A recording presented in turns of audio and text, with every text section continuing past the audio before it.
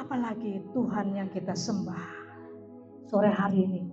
Saudara percaya bahwa Dia ada di tengah-tengah kita. Kursi-kursi yang kosong, saudara percaya ada malaikat-malaikat di sana. Ya, malaikat di sana sama-sama bernyanyi sama-sama kita. Amin. Nah, di dalam 1 Tesalonika 5 ayat 18 di sana dikatakan, haleluya. Di dalam 1 Tesalonika 5 ayat 18,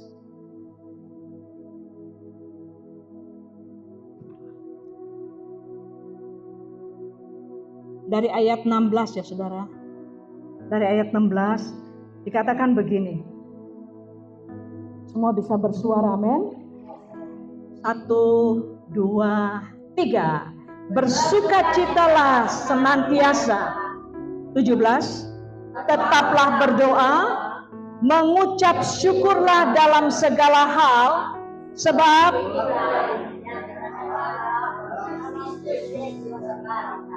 amin.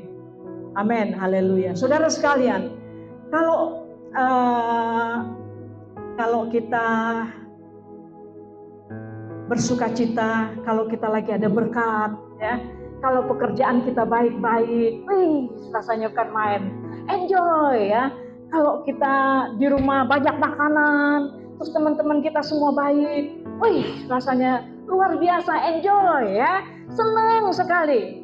Tetapi ketika semua itu terbalik, apakah masih ada sukacita? Masih ada enggak? Amin. Amin. Aminnya enggak yakin. Masih ada enggak? Harusnya tetap ada. Karena kita adalah anak-anak Tuhan. Anak pilihan Tuhan. Amin. Nah, bersukacita. Di dalam 1 Tesalonika 5 ayat 16 sampai 18 ini dia terbagi ada 3 bagian. Yang satu bersukacita, kedua berdoa, dan ketiga mengucap syukur senantiasa. Nah, sekarang bersukacita, saudaraku sekalian. Kalau kita bersukacita itu seperti saya katakan, enak benar. Kalau kita jalan-jalan, rekreasi, kita senang, sukacita. Ya, tetapi itu yang diberikan oleh dunia. Ya kan? Sukacita adalah salah satu buah daripada Roh Kudus. Ya. Dan buah Roh Kudus itu tidak akan mati dalam hidup kita dan dia terus bertumbuh. Sekalipun banyak tantangan, sekalipun banyak godaan, banyak tamparan, ya, sekalipun orang menjatuhkan, menyudutkan kita. Kalau kita anak Tuhan yang penuh dengan Roh Kudus, buah Roh itu akan timbul dengan sendirinya. Tetap bersukacita. Amin, saudara. Amin. Dia akan timbul dengan sendirinya.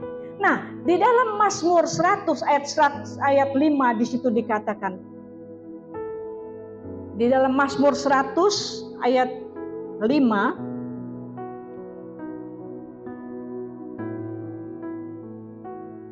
nah, sebab Tuhan itu baik.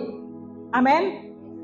Kasih setianya untuk selama-lamanya dan kesetiaannya tetap turun-temurun. Amin. Apa yang baik? Kasih setia Tuhan. Saudara, seorang Daud menuliskan surat ini, tulisan ini. Waktu itu dia tidak dalam keadaan baik-baik. Pengalaman Daud itu luar biasa, saudaraku sekalian.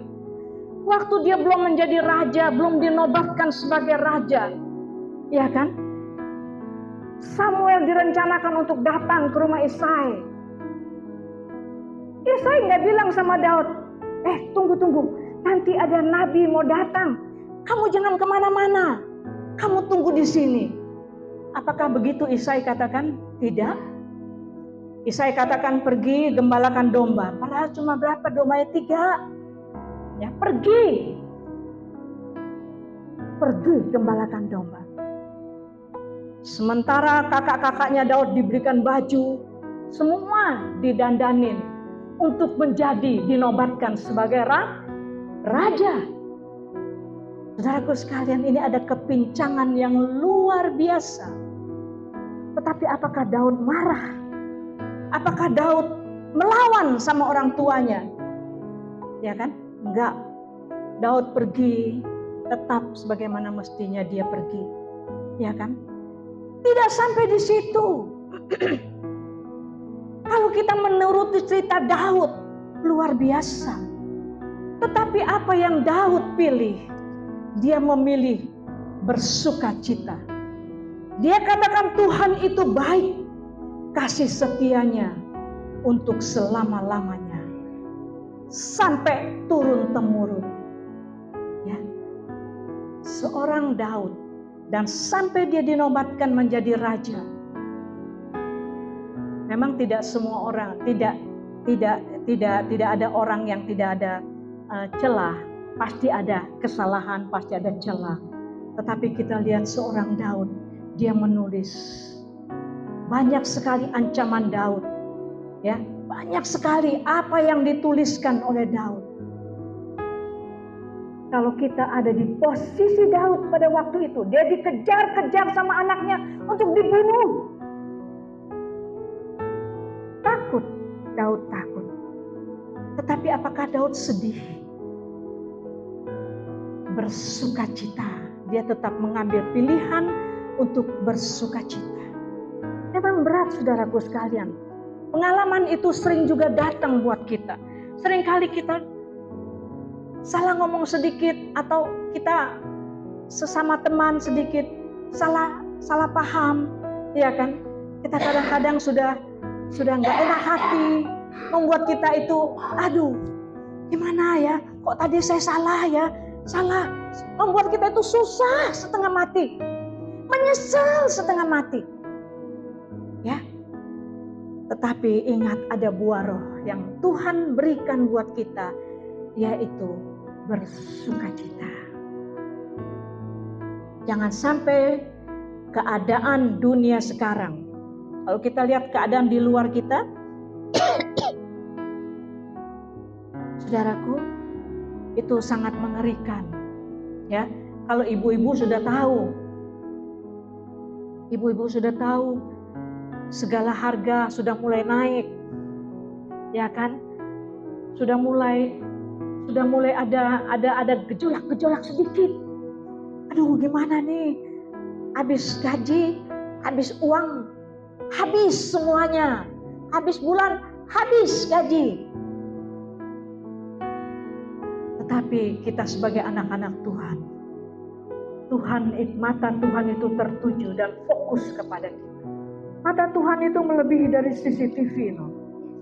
Amin. Dia tembus sampai ke tulang sumsum kita. Dia tembus. Apa saja yang kita lakukan yang tersembunyi, itu terbuka di hadapan Tuhan. Amin, saudara. Nah, itu sebabnya pada sore hari ini, biarlah kita bersukacita. Kita menggantungkan keadaan kita dengan Tuhan Yesus sendiri. Kita tidak tahu apa yang akan terjadi. Ya, kita tidak tahu. Hidup kita ini sedang diproses sama Tuhan. Kita ini selama kita hidup, proses itu tidak pernah berhenti. Apalagi kita yang mengasihi Tuhan, nggak pernah berhenti, terus menerus. Habis, datang lagi, belum habis sudah datang, belum habis sudah datang. Tapi bisa nggak kita melewati itu semua? Bisa nggak, saudara? Bisa kan? Bisa kan? Bisa. Karena ada para malaikat Allah yang Tuhan perintahkan. Di dalam Alkitab berkata, para malaikatnya yang dia perintahkan untuk menolong dan menjaga kita. Berikan kemuliaan bagi Allah kita. Dan yang kedua adalah berdoa. Amin, saudara. Tetaplah berdoa. Ayat ini pendek sekali.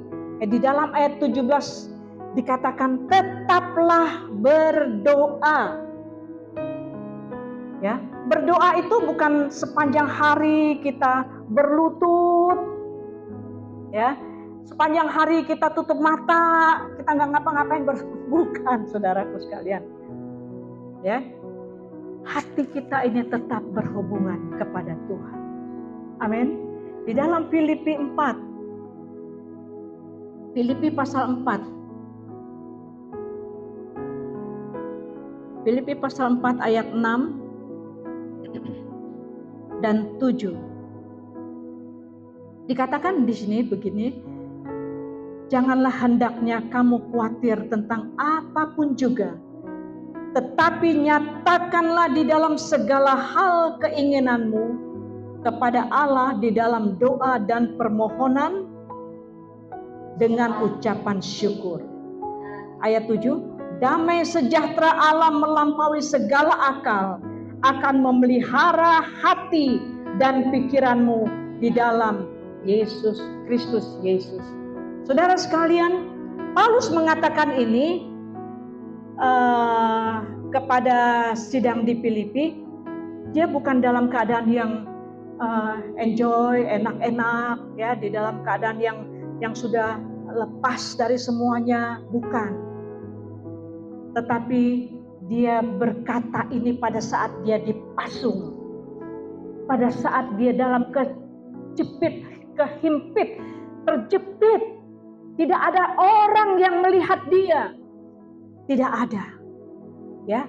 Tetapi di dalam keadaan yang seperti itu, Paulus mengatakan di sidang di Filipi saat dia dalam kesesakan, janganlah hendaknya kamu khawatir.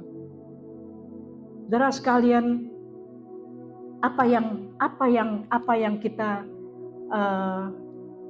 khawatirkan pasti ada. Saya ada kekhawatiran saya. Itu bohong.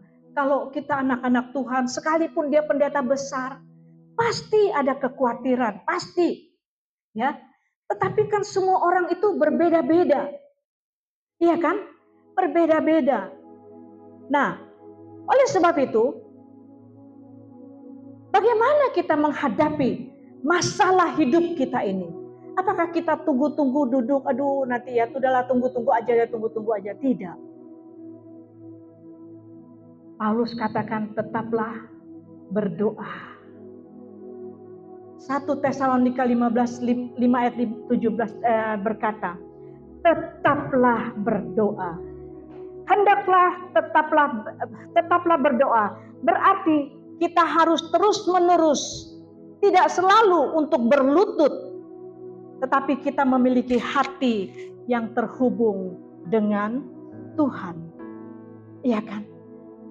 Kita memiliki hati yang terhubung dengan Tuhan. Kita memiliki hubungan yang erat dengan Tuhan dalam segala situasi. Amin, saudara. Bersekutu dengan Tuhan, memuji dan mendengarkan suaranya. Saudara sekalian, ada satu contoh di dalam Alkitab, yaitu seorang ibu yang tidak pernah hamil waktu itu, yaitu yang bernama Hana. Dia dihujat setengah mati, dia dihujat habis-habisan oleh istrinya dari suaminya. Saudaraku, secara manusia, ya, secara manusia sakitnya sakit. Cara manusia sakitnya sakit. Ya kan? Sakit. Tetapi Hana tidak tinggal diam seperti itu. Dia mengambil satu keputusan. Dia pergi ke Shilo. Apa yang dia lakukan? Dia berdoa.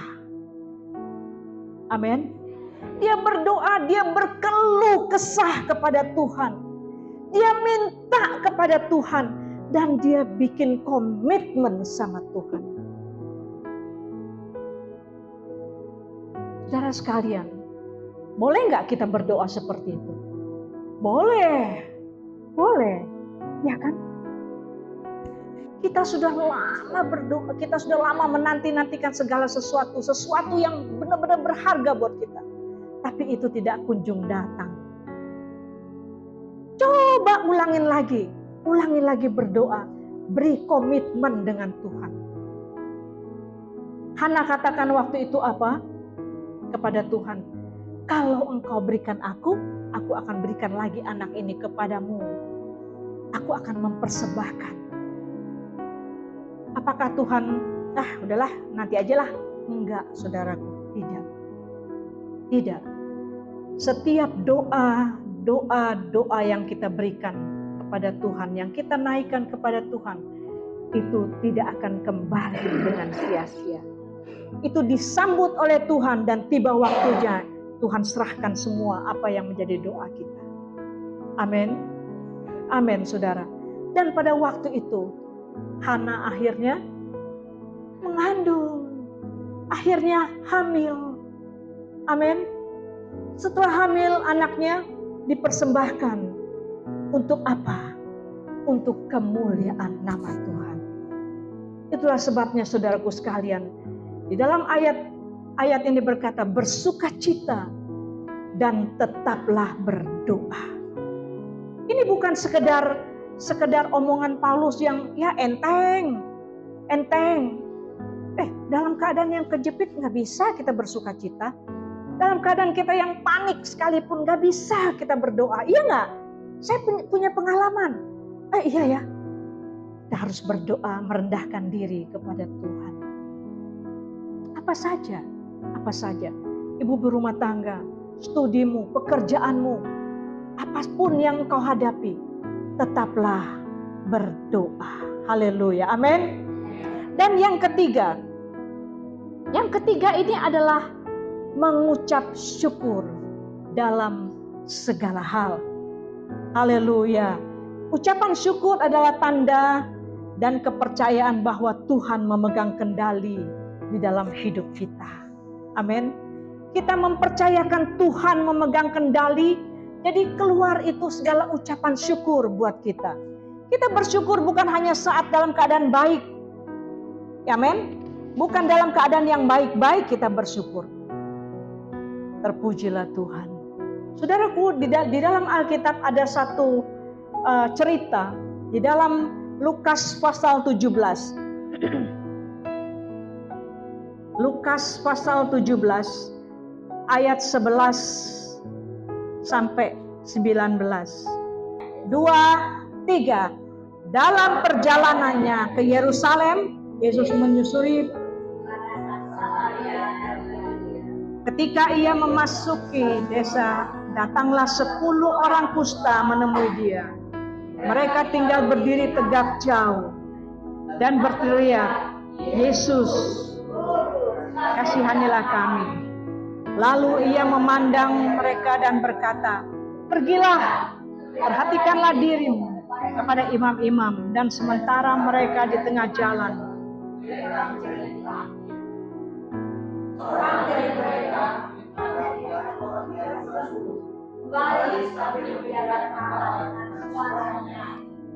lalu tersungkur di depan kaki Yesus, mengucap syukur kepada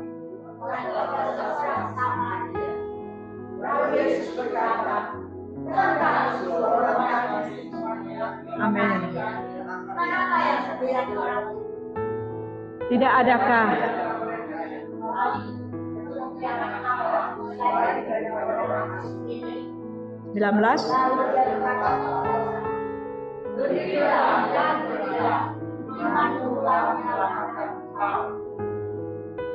ini mengenai ucapan syukur. 10 orang kusta ini semua disingkirkan. Amen.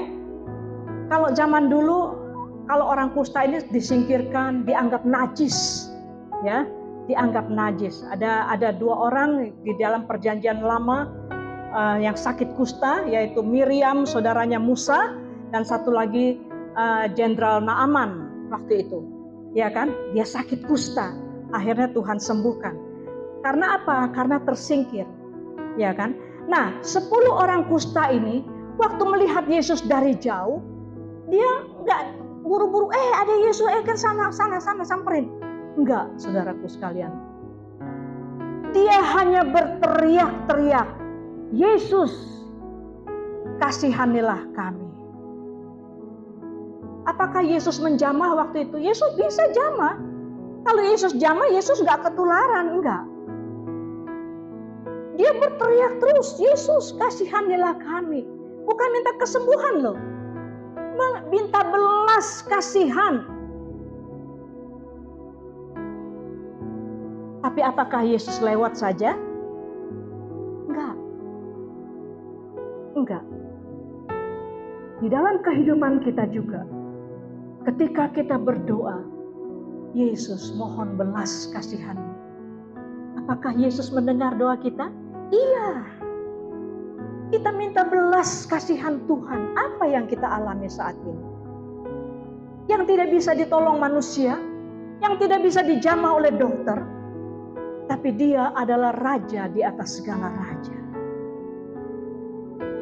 Yesus berkata kepada 10 orang kusta itu, sembuh? Enggak. Yesus berkata apa? Pergi sekarang kalian semua, hadapkan dirimu kepada imam-imam. Ini orang kusta taat loh. Dia bisa aja ngelamun, gue belum sembuh nih. Wah, saya belum sembuh, kan saya suruh pergi, bisa lari semua nih orang-orang, ya dong. Tetapi ketaatannya ini bisa kita ikuti orang kusta ini. Kadang-kadang Tuhan suruh kita A, tapi kita lakukan B. Jadilah anak-anak Tuhan yang taat seperti orang kusta ini. Dia pergi langsung. Sementara di jalan menuju imam, semuanya lihat, sudah sembuh nih. Dia bilang gitu, sudah sembuh. Sudah sembuh, semua sudah sembuh. Ada satu yang sembuh. Balik. Satu orang, saudara. Satu orang. Itulah sebabnya bukan Yesus berkata di ayat 17. Bukankah ke-10 orang tadi semuanya telah menjadi tahir? Di manakah yang 9 orang itu? Tidak adakah di antara mereka yang kembali untuk memuliakan Allah selain daripada orang asing ini? Ditanya loh sama Yesus. Ditanya, mana? Kadang-kadang kita juga kalau sudah terima apa, kalau sudah doa kita dijawab, kita happy dulu, ya. Kita happy dulu, ya kan? Kita lupa berbalik berlutut, Tuhan terima kasih, lupa. Tetapi seorang kusta ini, dia kembali, dia berlutut. Dia nggak bilang Tuhan terima kasih, nggak. Dikatakan di dalam Alkitab dia berlutut merendahkan diri. Dia mengucap syukur, dia terima kasih. Tuhan berkata, kemana kok tadi kayaknya ada yang 10, 9-nya mana? Mana 9-nya mana? Nggak kelihatan, cuma 1. Nah, karena dia kembali, saudara sekalian, karena dia kembali.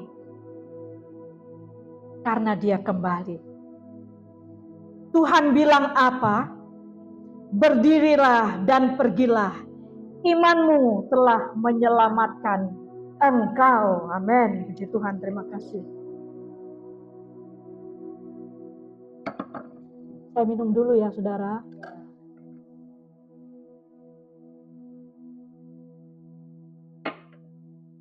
Saudara,